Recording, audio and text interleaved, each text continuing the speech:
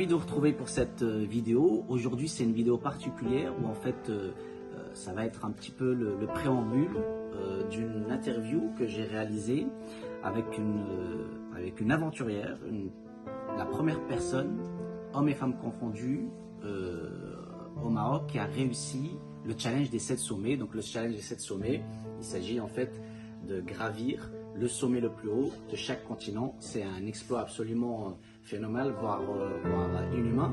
Et la particularité de Bouchra Baibanou, c'est qu'elle n'est pas d'une famille d'alpinistes et elle a réalisé cet exploit, on va dire, par hasard. Mais vous allez mieux le comprendre dans l'interview. Par contre, aujourd'hui, j'aimerais vraiment vous partager un élément absolument fondamental qui est sorti de cette interview. C'est la méthode qu'a partagée Bouchra sur la méthode, un facteur clé de succès, c'est la méthode des petits pas. Alors, la méthode de petits pas, je pense qu'on la connaît toutes et tous. Il s'agit de réaliser un projet pas à pas. C'est évident, c'est même intuitif. Par contre, dans la réalité de notre quotidien, on est quand même peu à le faire de cette manière-là. On est plutôt à avoir des grands projets et pas forcément le chemin, le comment.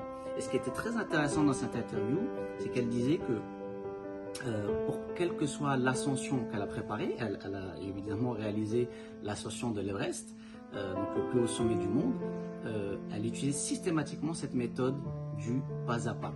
Tout décortiquer, donc elle a l'objectif final, qui est l'ascension du sommet, et elle décortique systématiquement en étapes et en sous-étapes. Et elle les écrit.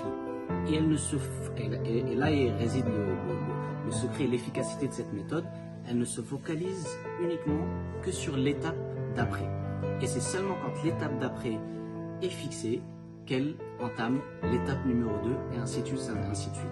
Et en fait, finalement, ça me fait penser à un proverbe africain qui dit que pour manger un éléphant, il faut le manger morceau par morceau. Et ici aussi, on a un point fondamental qui est que quand on veut